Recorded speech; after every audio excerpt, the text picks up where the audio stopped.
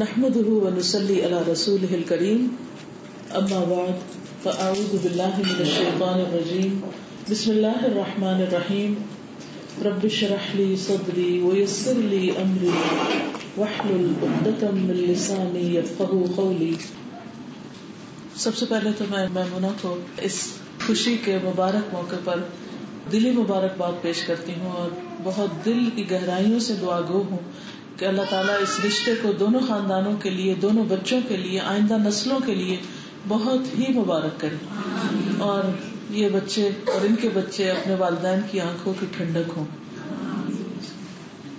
آج اس خوشی کے موقع پر چند باتیں میں اچھے ریلیشن شپ کے حوالے سے کروں گی، کیونکہ شادی ایک نئے ریلیشن شپ کا نام ہے جو صرف دو خاندانوں اور دو افراد ہی کے بیچ میں نہیں ہوتی، بلکہ اس میں بہت سارے لوگ، بہت سی فیملیز، بہت سے ریلیٹیوز، دونوں طرف کے جتنے بھی جان پہچان کے لوگ ہوتے ہیں وہ سب ایک نئے ریلیشن شپ میں بندھ رہے ہوتے ہیں.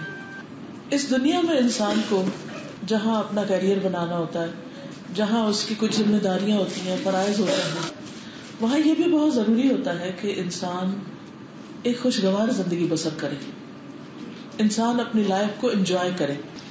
کیونکہ جب انسان اپنی لائف کو انجوائے نہیں کرتا اور لائف یا زندگی ایک بوجھ بن جاتی اور انسان پریشانی لے کر اٹھتا ہے اور پریشانی لے کر سوتا ہے، تو ایسی زندگی ایک طرف کچھ بہت پروڈکٹیو نہیں ہوتی، دوسری طرف یہ کہ انسان کے لیے مسلسل ایک عذاب بن جاتی. اس سے چھٹکارا حاصل کرنا، اس سے نجات حاصل کرنا بہت ضروری ہوتا ہے. اس لیے میں چند ایک باتیں، چند ٹپس دہراؤں گی آپ کے ساتھ کہ جن کی بنا پر ہم آپس میں کسی بھی رشتے میں ہوں، بہن بھائیوں کا رشتہ ہو، شوہر بیوی کا رشتہ ہو، والدین اور اولاد کا رشتہ ہو، یا کوئی بھی اور رشتہ ہو، اس کو انسان بہتر اور خوشگوار بنا سکتا ہے. بندوں کے ساتھ بندوں کے ریلیشن شپ، انسانوں کے ساتھ انسانوں کے تعلقات اس وقت تک خوشگوار نہیں ہو سکتے جب تک بندوں کا ریلیشن شپ اپنے رب کے ساتھ، اپنے خالق، اپنے مالک کے ساتھ درست نہ ہو. کیونکہ اس نے ہمیں پیدا کیا ہے، اسی نے ہمیں رزق دیا، اسی نے ہمارے لیے پیارے پیارے رشتے بنائے، اسی نے زندگی میں بے پناہ ان گنت نعمتیں عطا کی. تو جب تک بندہ اس کا شکر گزار نہیں ہوتا، اس کا حق ادا نہیں کرتا، تو وہ بندوں کا بھی صحیح طور پر نہیں کرتا. اس لیے ہم سب کی پہلی اور بنیادی ذمہ داری یہ بنتی ہے کہ ہم اپنے رب کے ساتھ سچے ہو جائیں.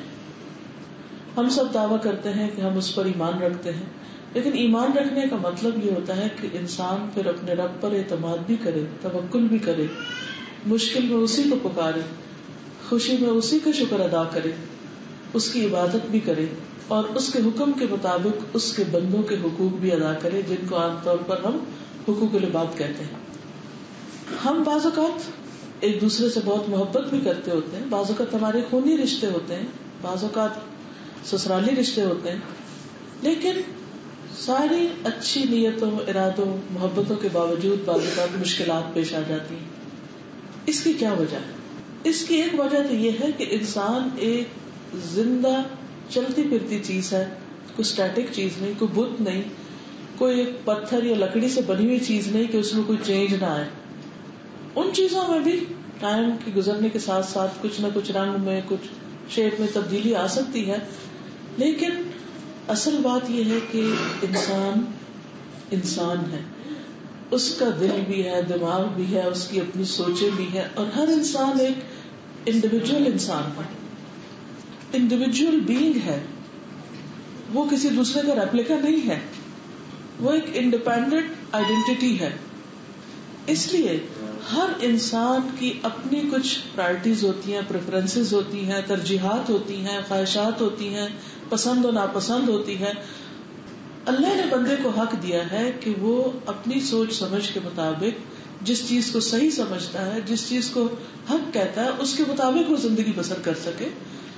ہر انسان کا مزاج اللہ تعالیٰ نے مختلف بنایا. مرد اور عورت کا آپس میں اختلاف ہے، دونوں کے اندر بایولوجیکل ڈفرینسز ہیں، پھر اس کے بعد ان کی سوچوں میں، ان کی پرائرٹیز میں فرق ہوتا ہے. بائی نیچر یہ فرق ہوتا ہے، اس کو آپ کوششوں کے باوجود بھی ختم نہیں کر سکتے. مرد مرد ہی ہوتا ہے، عورت عورت ہی ہوتی، چاہے کتنی ہی پڑھ لکھ جائے، پھر بھی وہ عورت ہی. جتنی بھی اسٹرانگ ہو لیکن چھوٹی سی بات پہ رو دینا اس کی فطرت میں ہے. بعض اوقات بلا وجہ رو دینا. مرد کتنا بھی پڑھ لکھ جائے لیکن اس کے اندر کا ایک شوونزم، اس کے اندر کا ایک مرد، اس کے اندر کا ایک جو اس کی ایک انا ہوتی ہے وہ ختم نہیں کی جا سکتی. وہ آپ نے دیکھا ہوگا کہ جاہل سے جاہل، ان پڑھ سے ان پڑھ، بعض اوقات بالکل مینٹلی آدھی سمجھ بوجھ رکھنے والے، ان سب کے اندر بھی وہ چیز ہوتی کیونکہ اللہ نے دونوں کو اس طرح بنایا ہے. اب اچھے ریلیشن شپ کے لیے ضروری ہے کہ ہر ایک کے مقام کو سمجھا جائے. مرد کو مرد سمجھ کر معاملہ کیا جائے، عورت کو عورت سمجھ کے معاملہ کیا جائے. اسی طرح ہر انسان کو انڈیویجلی ٹریٹ کیا جائے.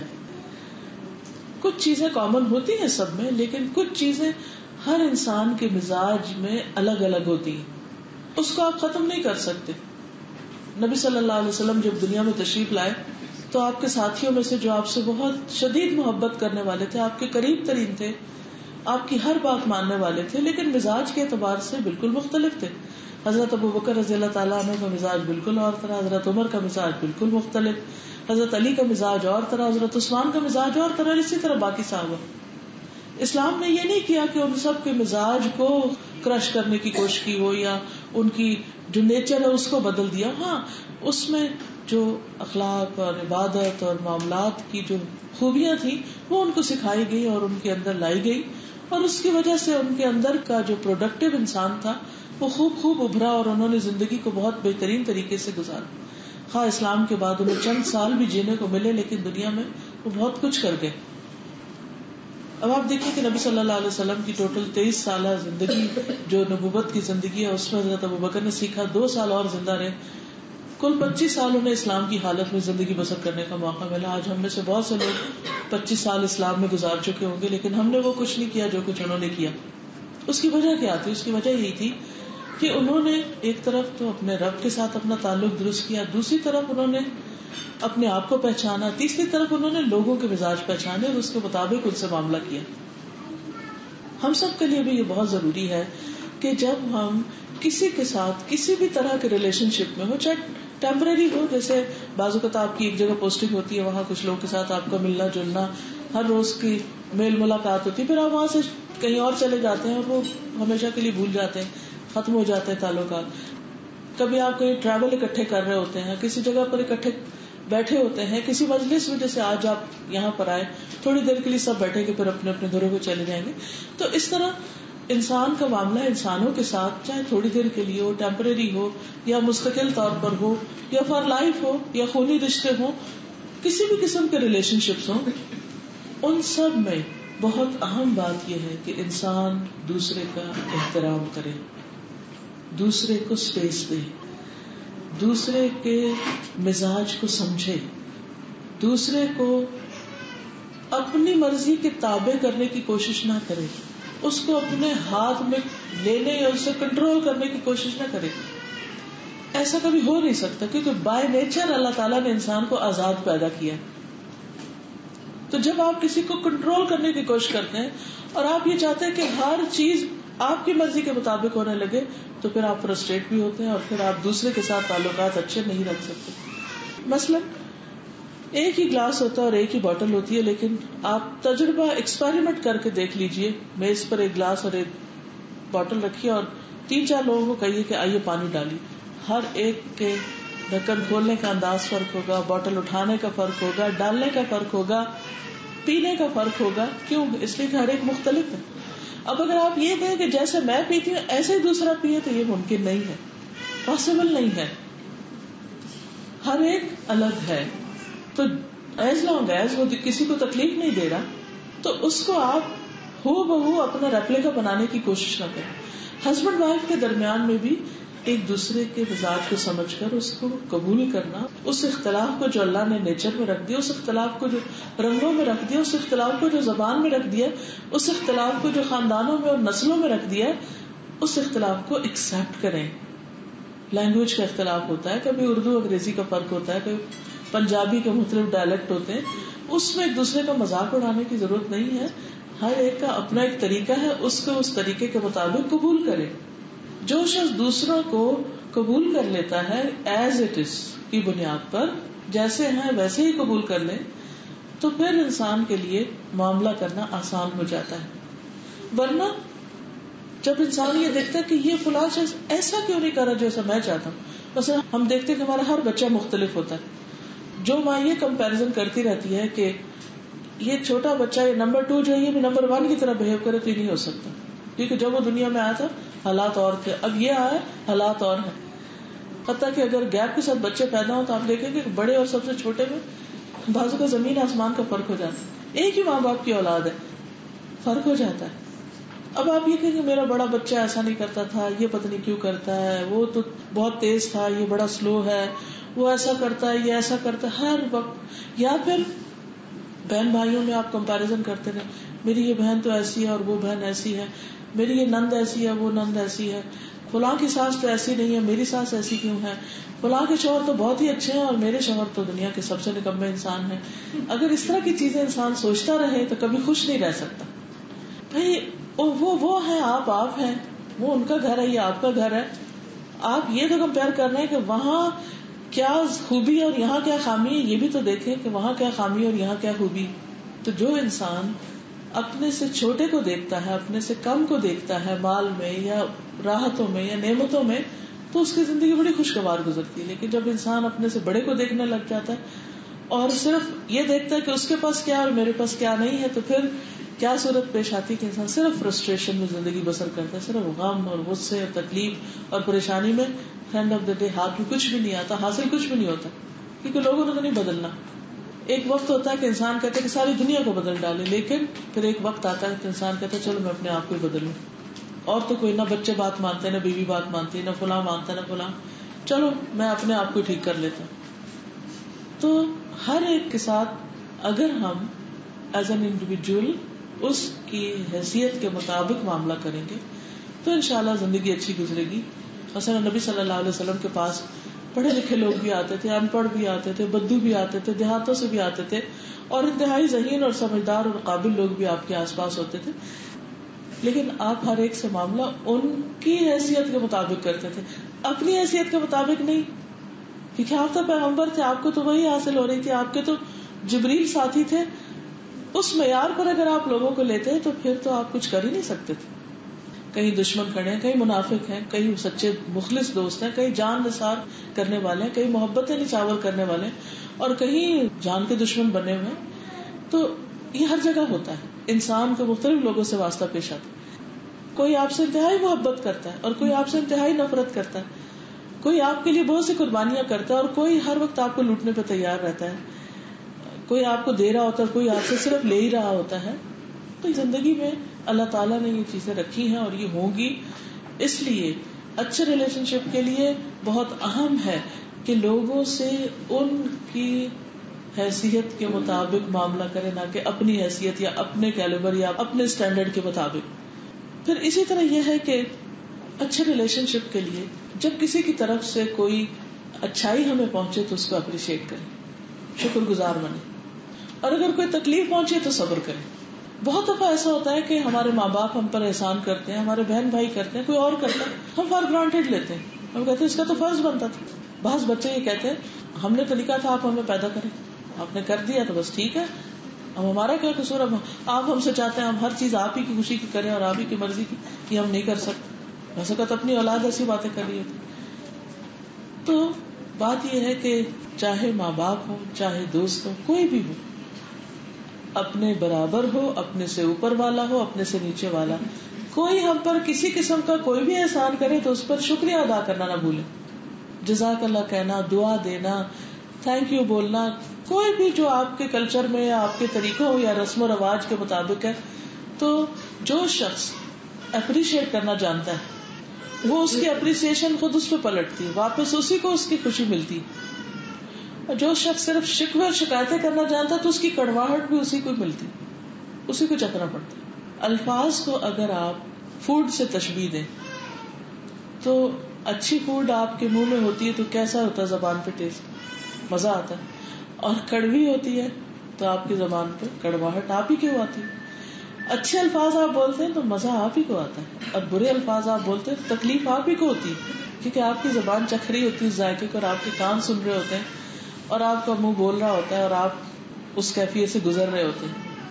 وہ دوسروں کے لیے بعض اوقات تکلیف دہ ہوتی ہے، لیکن اس سے پہلے اپنے لیے ہو چکی ہوتی ہے. تو اس لیے اپریشیٹ کرنا نہ بھولیں. شادی کے بعد بھی لڑکی ہو یا لڑکا، دونوں ایک دوسرے کو چھوٹی چھوٹی چیزوں پر اپریشیٹ کریں، ایک دوسرے کے ساتھ شفقت کا معاملہ کریں. اللہ تعالیٰ نے اس رشتے میں، یعنی شادی کے رشتے میں بڑی محبت بھی ڈالی ہے، اور ایک دوسرے کے لیے رحمت، کیئر اور لو، یہ ساری چیزیں اللہ کی قدرت کی نشانیوں میں سے کہ کس طرح دو اجنبی لوگ جو ساری زندگی الگ الگ گزارے ہوتے ہیں، پھر ان کے درمیان اتنی زیادہ محبت اور ایک ریلیشن شپ اچھے پیدا ہو جاتے ہیں، اور بعض اوقات اس کے بالکل اپوزٹ ہو جاتے ہیں. اور اس میں اللہ تعالیٰ نے تو رکھی ہے وہ محبت، لیکن بندے اپنے گناہوں، اپنی غلطیوں، اپنی کوتاہیوں کی وجہ سے اس پیار کو نفرت میں بدل دیتے ہیں. پھر آپ دیکھیے کہ اچھے ریلیشن شپ میں محبت کا اظہار کرنا، افیکشن شو کرنا، یہ بھی بڑا ضروری ہوتا ہے. بعض اوقات ہم کہتے ہیں دوسرا ہمارے دل کی بات خود ہی بوجھ لے، ہمارے دل میں ہے نا محبت، اس کو پتا ہونا چاہیے، اس کو کیوں نہیں پتا چلتا؟ نہیں، بعض اوقات چلتا بھی ہے، لیکن آپ کو زبان سے بھی بولنا چاہیے. بعض اوقات دوسرے کو آپ سے کچھ نہیں چاہیے ہوتا، صرف پیار کے 2 بول چاہیے ہوتے ہیں، لیکن ہم اس میں بھی اگر بخل کر لیں تو پھر دوسرے کی طرف سے کیا توقع رکھیں، وہ کیا کرے ہمارے ساتھ. تو ہسبینڈ وائف کے بیچ میں بھی محبت کے الفاظ کا ایکسچینج ہونا بہت ضروری ہوتا ہے. اپریسیشن، افیکشن، اور اسی طرح ایک دوسرے کے لیے تھینکفل ہونا. لیکن زندگی صرف محبت کا نام نہیں، صرف ایک دوسرے کے ساتھ احسان کا نہیں، اس میں تکلیف دہ چیزیں بھی آ جاتی ہیں. جیسے دن کے بعد رات آ جاتی ہے تو ویری نیچرل، یہ تو ہوگا. اب کیا کرے؟ ایسی صورت میں انسان صبر سے، عفو درگزر سے، معاف کرنے سے کام لے. قرآن پاک میں اللہ تعالیٰ فرماتے ہیں الا تحبون ان یغفر اللہ لکم، کیا تم نہیں پسند کرتے کہ اللہ تعالیٰ تم سے تمہارے گناہ معاف کر دے، تمہیں بخش دے، تمہاری غلطیوں سے درگزر کرے. تو اگر ہم چاہتے ہیں کہ ہم دن میں کئی خطائیں کرتے ہیں، ہمیں معاف کر دیا جائے، تو ہمیں دوسروں کو بھی معاف کرتے رہنا چاہیے. قرآن پاک میں اللہ تعالیٰ فرماتے ہیں وَإِن تَعْفُوا وَتَصْفَحُوا وَتَغْفِرُوا فَإِنَّ اللَّهَ غَفُورٌ رَحِيمٌ، اگر تم معاف کر دو، درگزر کرو اور بخش دو تو اللہ تعالیٰ بھی بہت بخشش فرمانے والا ہے. پھر اسی طرح یہ ہے کہ بہت دفعہ ریلیشن شپ میں جو خرابی آتی ہے وہ نیگلیجنس سے آتی، سخت الفاظ سے آتی، یا پھر دوسروں کے معاملات میں دخل اندازی سے آتی. شادی کے بعد ماں باپ جب اپنی بیٹی کو رخصت کر دیتے ہیں تو پھر انہیں ٹائم دینا چاہیے کہ لڑکا اور لڑکی آپس میں ایک دوسرے کے ساتھ انڈرسٹینڈنگ پیدا کر لیں. بعض اوقات بچے بہت ارلی سٹیج میں، چونکہ ماں باپ سے ساری زندگی محبت اور اچھے اچھے مشورے ملے ہوتے ہیں، تو وہ پھر چھوٹی موٹی مشکل میں بھی ماں باپ کی طرف رجوع کرتے ہیں اور ان سے مشورہ لینا چاہتے ہیں.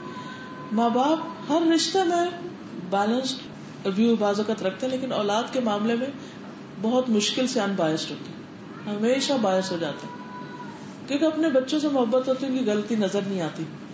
تو وہاں پر پھر بعض اوقات ہم پیار میں یا محبت میں جو اچھا مشورہ دے رہے ہوتے ہیں وہ الٹ دے رہے ہوتے ہیں، وہ نہیں چاہیے ہوتا ان کو اس وقت جو ہم دے رہے ہوتے ہیں.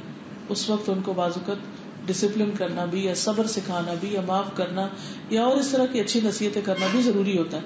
اس لیے شادی کے بعد میاں بیوی کے معاملات میں مداخلت کم سے کم کرنی چاہیے، الا یہ کہ وہ خود کہیں کہ ہم دونوں کو اکٹھے سمجھائیں کچھ، یا بتائیں، یا اپنا پرابلم اکٹھے لے کر آئیں. الگ الگ ٹریٹ نہ کریں. اور یہ دونوں کے لیے، لڑکی والوں کے لیے بھی اور لڑکے والوں کے لیے بھی. کیونکہ بعض اوقات ہم سمجھتے ہیں ہم لڑکے والے ہیں تو ہمارا حق ہے کہ ہم دوسرے کے معاملے میں، بچے کے معاملے میں مداخلت کریں. نہیں، ان کو بڑا ہونے دیں، ان کو میچور ہونے دیں. وہ لڑیں گے بھی، وہ آپس میں پھر ٹھیک بھی ہو جائیں گے. بعض اوقات بچے لڑ کے ماں باپ کو بتا دیتے ہیں، ماں باپ پریشان ہو جاتے ہیں اور وہ آپس میں پھر ٹھیک ہو جاتے ہیں. وہ رو رہے ہوتے ہیں اور وہ ہنس رہے ہوتے ہیں. تو یہ بڑی زیادتی ہوتی ہے. اس لیے بہت ضروری ہے کہ ان کو تھوڑا ان کے حال پر بھی چھوڑ دیں. اور آگے چونکہ انہوں نے اکٹھے زندگی گزارنی ہے، زندگی تو ہر روز نئے نئے ڈیسیژن لینے کا نام ہوتی ہے. اگر ہم نے ان کو خود ڈیسیژن لینا نہیں سکھایا تو پھر ہمارے لیے بہت ذمہ داریاں بڑھتی بھی جائیں گی اور مشکلات ہوتی جائیں گی. بہت سے گھر جو ٹوٹتے ہیں، بہت سے ریلیشن شپ جو خراب ہوتے ہیں، بہت سے گھر جو ٹوٹتے ہیں، اگر آپ غور کریں تو اس میں دراصل دوسروں کے معاملات میں دخل اندازی ہوتی. اچھا، یہ ہوتی کیسے؟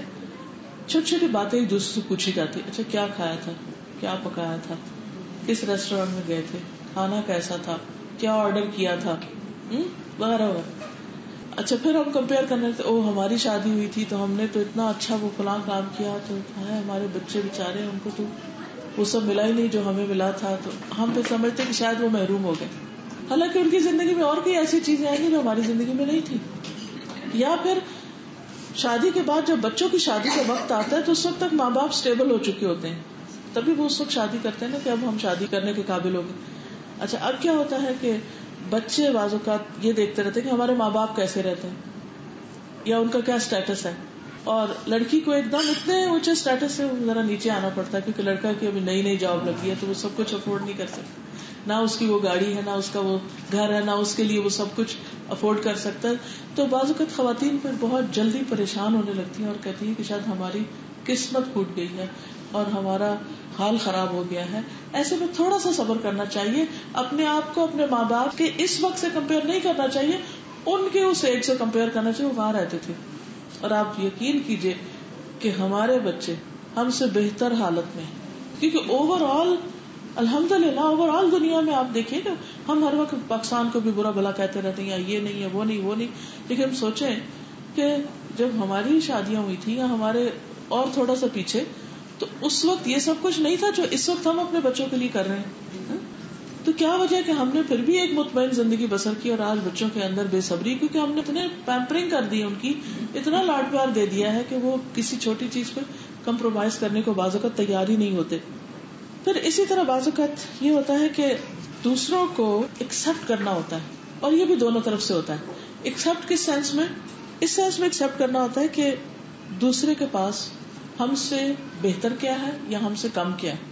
کچھ چیزیں ہم چاہتے ہیں کہ دوسروں کے پاس ہو لیکن ان کے پاس ہوتی نہیں, کچھ چیزیں ہم چاہتے ہیں کہ ان کے اندر نہ ہو اور وہ ہوتی ہیں.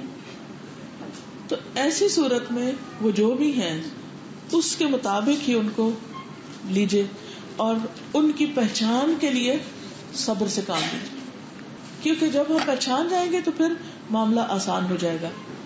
اس کے ساتھ ساتھ دوسروں کو اکنالج کرنا, دوسروں کو امپورٹینس دینا, دوسروں کی شناخت کرانا ضروری ہوتا ہے. بس اب بعض اوقات یہ ہوتا ہے کہ لڑکی کی شادی ہو کر آتی ہے اور لڑکے والے جو ہیں وہ اپنے خاندان میں اپنی دلہن کو انٹروڈیوس کرنے کے لیے مختلف پارٹیوں میں, شادیوں میں, مختلف گیدرنگ میں لے جا رہے ہوتے ہیں.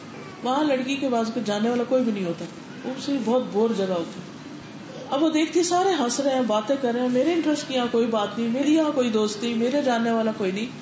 تو ایسے میں اس کے جذبات سمجھنے چاہیے کہ اسے ہماری توجہ کی پہلے سے زیادہ ضرورت ہے, کیونکہ یہاں اب اس کو ایک طرح سے سپورٹ چاہیے, مورل سپورٹ چاہیے, تاکہ وہ اس خاندان میں ایڈجسٹ ہو جائے. اب نے دیکھا کہ جیسے وہ مشہور مثال ہے کہ جب پودے کو ایک جگہ سے اکھاڑ کے دوسری جگہ لگاتے تو مرجھا جاتا ہے پہلے, پھر وہ جڑ پکڑتا ہے, لیکن پھل وہ جب ہی لاتا ہے جب اسے دوسری جگہ لگایا جائے. اگر وہ ادھر ہی پنیری اس کی لگی رہے تو کبھی پھل پھول نہیں لائے گی وہ چیز. تو ایک عورت کے پھلنے پھولنے کے لیے ایک دوسرے گھر کی ضرورت ہے, اس کو اس کی زندگی میں ایک بہت میجر چینج آتا ہے, اور اس میں اس کو مشکلات بھی بہت ساری ہوتی ہیں, اور یہ انڈرسٹوڈ ہیں. اور اوور آل بھی دیکھا جائے تو اللہ تعالیٰ نے انسان کو مشقت میں پیدا کیا. زندگی کا وہ ایک آئیڈیلسٹک وہ جو اپروچ ہے نا, ایک ہمارا مائنڈ سیٹ بن گیا ہے کہ زندگی ایسے ہونی چاہیے, گھر ایسا ہونا چاہیے, شوہر ایسا ہونا چاہیے, گاڑی ایسی ہونی چاہیے, فلاں چیز ایسی فلاں. تو جب ہم اس خیالی دنیا میں رہ رہے ہوتے ہیں تو جب حقیقت میں کچھ بھی اس کے خلاف ہوتا تو ہم فرسٹریٹ ہوتے ہیں, پریشان ہوتے ہیں. تو ایسے میں ریالٹی کو ایکسپٹ کرنا اور اسے قبول کرنا اور اس کے ساتھ نباہ کرنا اور اس چیز کو بہت بڑا ایشو نہ بنانا یہ بہت ضروری ہوتا ہے. پھر یہ ہے کہ انسان جب کسی خاندان میں جاتا ہے تو بعض اوقات کچھ لوگ اس سے بہت آگے ہوتے ہیں, کچھ اس سے پیچھے بھی ہوتے ہیں. اب جو ہم سے بہت آگے ہیں, مال و دولت میں ہے یا علم میں ہے, کسی ڈگری میں یا کسی اور چیز میں ہے, تو ان کی اس بڑائی کو بھی ایکسپٹ کر لیں کہ وہ ہیں. اسے کوئی انسان چھوٹا نہیں بنتا کسی کی بڑائی ایکسپٹ کرنے میں. اور جو ہم سے چھوٹے ہیں ان کے مقابلے میں بڑا بن کے نہ دکھائیں, بلکہ ان کو اسی طرح شفقت اور محبت سے ان کو بھی مورلی اپ کرنے کی کوشش کریں. کسی سے حسد نہ کریں. بعض اوقات دیورانیاں, جٹھانیاں, نندیں اور بہت سے رشتے ایسے ہوتے ہیں کہ جو پہلے سے پھلے پھولے ہوتے ہیں, اس گھر میں قدم جما چکے ہوتے ہیں اور وہ خوش ہوتے ہیں, اور پھر بعد میں آنے والا بعض اوقات محسوس کرتا ہے کہ شاید اس کا کوئی ٹھکانا نہیں ہے, مقام نہیں ہے, اور ان کے پاس یہ سب کچھ کیوں نہیں, اور میرے میاں کے پاس یہ کیوں نہیں. اور اس جلن میں اور کڑھن میں اپنی جو ملنے والی خوشیاں ہیں، یہ ایک نئی زندگی، اس کو بھی انجوائے نہیں کر سکتا. تو ایسے میں خاندان کے اندر کسی کے پاس کچھ بھی ہو، اللہ نے اس کو دیا، اللہ اس کو مبارک کرے. اللہ نے ہمیں جو دیا ہمارے لیے وہ بھی بہت ہے. اور خاص طور پہ جب انسان آخرت پہ نظر رکھتا ہے تو دنیا کی چھوٹی چھوٹی چیزیں اور نقصان یا کمی بیشی اس کو بہت بودر نہیں کرتی.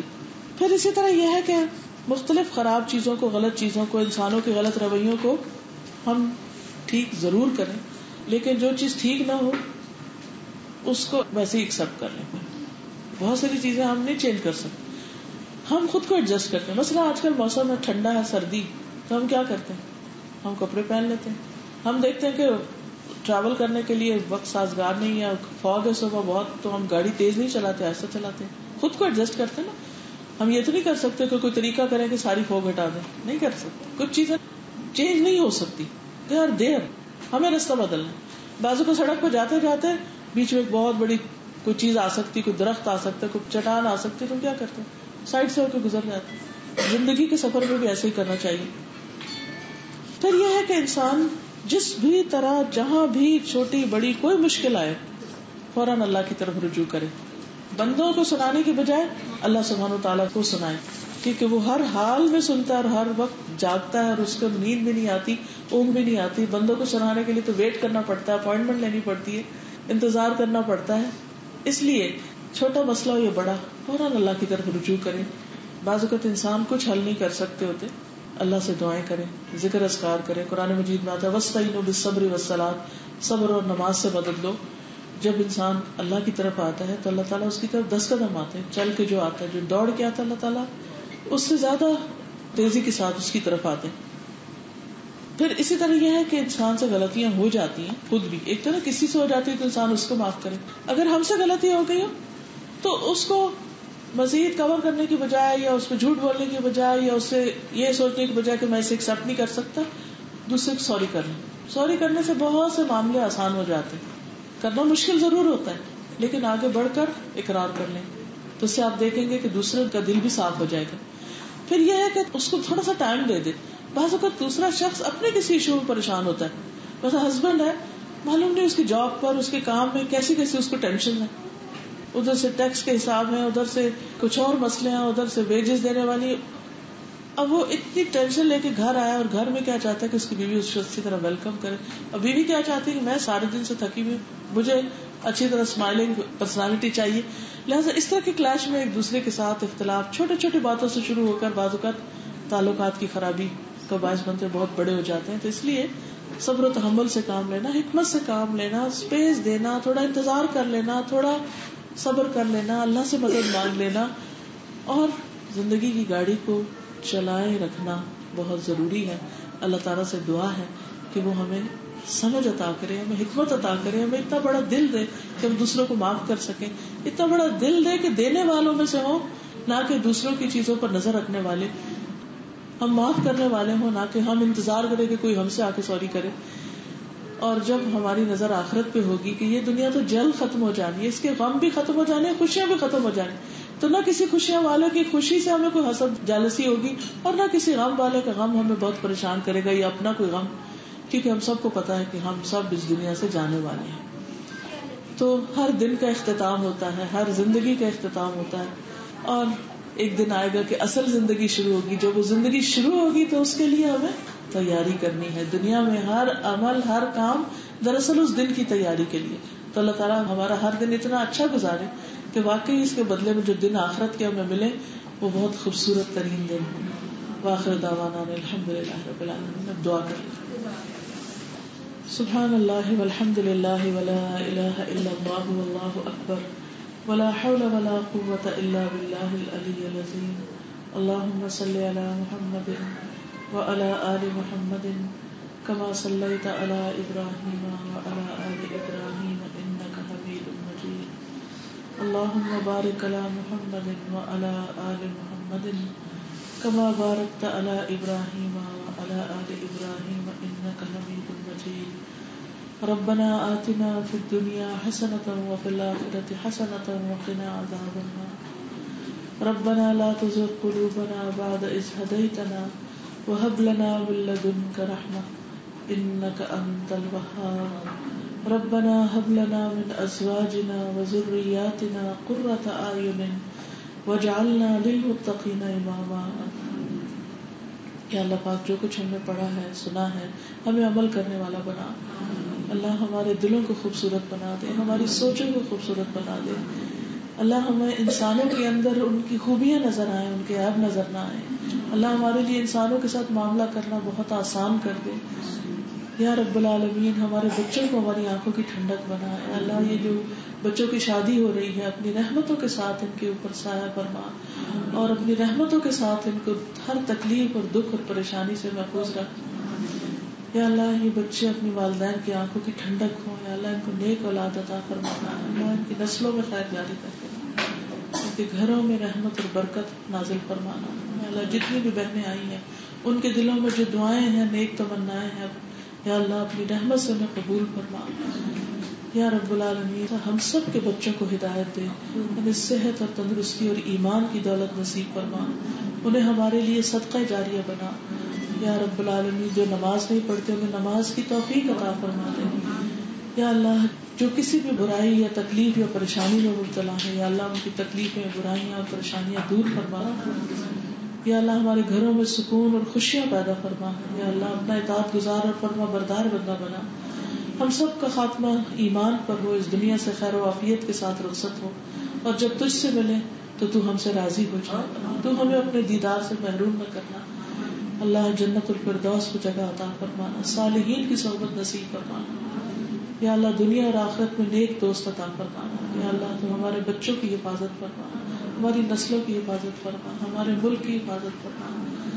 یا اللہ ہم سب کو ایمان اور تقوی نصیب فرما. ربنا تقبل منا انك انت السميع العليم وتب علينا انك انت التواب الرحيم. وصلى الله تعالى على خير خلقه محمد وعلى آله واصحابه واهل بيته اجمعين برحمتك يا ارحم الراحمين. الہی آمین. سبحانك اللهم وبحمدك اشهد ان لا اله الا انت استغفرك واتوب اليك. السلام علیکم ورحمۃ اللہ.